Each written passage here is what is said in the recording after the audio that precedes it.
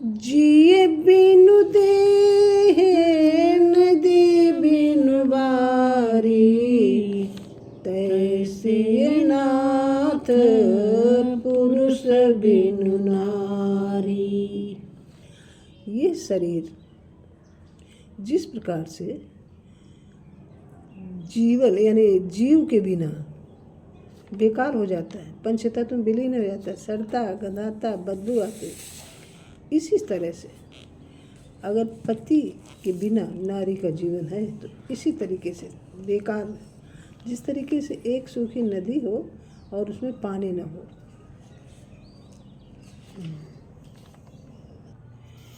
मेरा उन माताओं बहनों से विनम्र निवेदन है हाथ जोड़ के कि भटकना मत, क्योंकि महिलाओं के लिए सबसे बड़ा दोष है कि शरीर से, मन से, वाणी से, कर्म से, यानी देखने से, सुनने से, अगर पर पुरुष का स्वप्न में भी देखना तो ये महापाप है, सतीत्व का नाशक है, लोक में निंदा कराने वाला है और परलोक को बिगाड़ने वाला है। जो नारी ऐसा करती है उसका मुंह देखना पाप है, उसे लाखों करोड़ों वर्षों तक नरकों की भीषण यंत्रणा भोगनी पड़ती है और तत्पश्चात जहाँ जन्म होता है वहाँ बार बार भांति भांति के भीषण दुखों का, संकट का सामना करना पड़ता है और जीवन भर रोना पड़ता है। जिए बिनु देह नदी बिनु आरी, तैसे नाथ पुरुष बिनु नारी।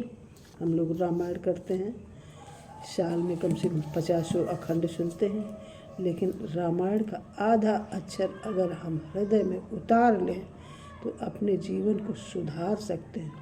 ये सीताराम जी की फ़ोटो है, सीता जी के चरित्र देखो किस तरीके से इन्होंने क्या क्या यातनाएं सही, लेकिन अपना सतीत्व नहीं नष्ट होने दिया, क्योंकि वो महिलाएं व्यर्थ में अपना सब कुछ समय बर्बाद करते और रोती हैं, क्योंकि कहीं कुछ नहीं है। क्षण सुख लागे जन्म सत कोटि, दुख न समुझते ही सम को कोटि। अगर दूसरे पुरुष ये सोचना विचारना, उसके बारे में देखना सुनना और अपनी इच्छाओं की पूर्ति करना, तो क्षणिक सुख और जन्म जन्म के लिए पाप कमा रहे हैं। ये बहुत सोच समझ के कदम उठाना चाहिए, इसमें कुछ नहीं है। स्त्रियों को मन से, वाणी से, कर्म से परपुरुष की तरफ बिल्कुल नहीं देखना चाहिए। क्षण सुख लागी जन्म सत कोटि, दुख न समुझते ही समय को खोटी। अब उसके लिए महिलाओं को ये चाहिए कि भूल कर भी ऐसी महिलाओं की संगत ना करें जो मतलब दूसरे की परनिंदा करने वाले, खुशामद करने वाले, झाड़ फूंक, जादू टोना बदलाने वाले, पर पुरुषों की प्रशंसा करने वाले, विलासिनी आदि खर्च करने वाली, इधर उधर भटकने वाली, कलह करने वाली, उल्टा स्त्रियों का संग मत करें। इनका संगत और कुसंगत का बहुत बड़ा प्रभाव पड़ता है। क्षण सुख लागी जन्म सत्य कोटि, दुख न समुझते ही सम को खोटी। क्षण सुख लागे जन्म सत्य कोटि, दुख न समुझते सम को खोटी। क्षण सुख लागे जन्म सत्य कोटि, दुख न समुझते समय को खोटी। महिलाओं को बहुत सोच समझ के कदम रखना चाहिए, ऐसी संगत करनी चाहिए जो अपने पति के लिए हमेशा मीठी वाणी से बात करें और उसके खुशी में उनकी ही खुशी शामिल है। महिलाओं को चाहिए कि अपने सामर्थ्य के अनुसार जितनी उनकी यथार्थ में क्षमता है उसी हिसाब से सादा जीवन, उच्च विचार। कोई ये ज़रूरी नहीं है कि हम 250 ग्राम सोना लटका लें, 5 किलो चांदी लटका लें, हम अमीर।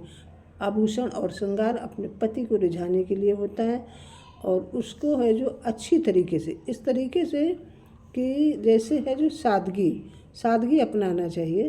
तन में, मन में तथा वचन में कहीं भी दिखावट, दम्भ, बाहरी श्रृंगार, शौकीन कुटिलता नहीं होनी चाहिए। भड़कीले, चमकीले तथा विदेशी ढंग के वस्त्र आदि, गहने तथा सेट वगैरह जिनसे लाखों लोगों का आकर्षण होता है वो नहीं होना चाहिए। सभी वस्तुओं में सादगी और सिधाई हो। बहुत सी महिलाएं हैं जो दिखावे में ऐसे ऐसे कपड़े पहन लेती हैं कि अब कुछ कहने को नहीं, कपड़ों में कहीं कुछ नहीं, अपने प्रीतम को रिझाने के लिए सब होता है। नारी का सर्वोत्तम और अनिवार्य आवश्यक गुण है, इसके बिना नारी प्राण रहित और सब की भांति दोषमयी हो जाती है।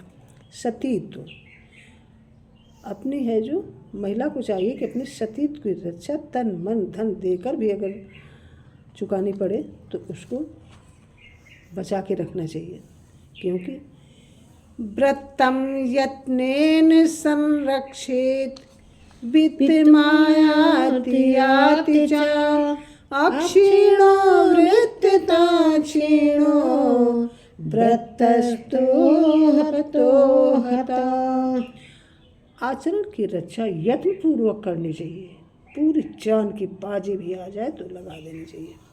आजकल अब क्या बताया जाए, ऐसे ऐसे कांड हो रहे हैं। नई नई बच्चियाँ 6-6, 5-5 साल की और एजड बच्चे बहक जाते हैं, उनके साथ में व्यभिचार अपनी पूर्ति करते हैं, घिनौना कार्य करते हैं। तो मतलब अब इसमें है जो वही हाल कि अब क्या बताएं, नहीं उनकी समझ में आता है कि क्या है ये वाला दोहा कह सकते। तो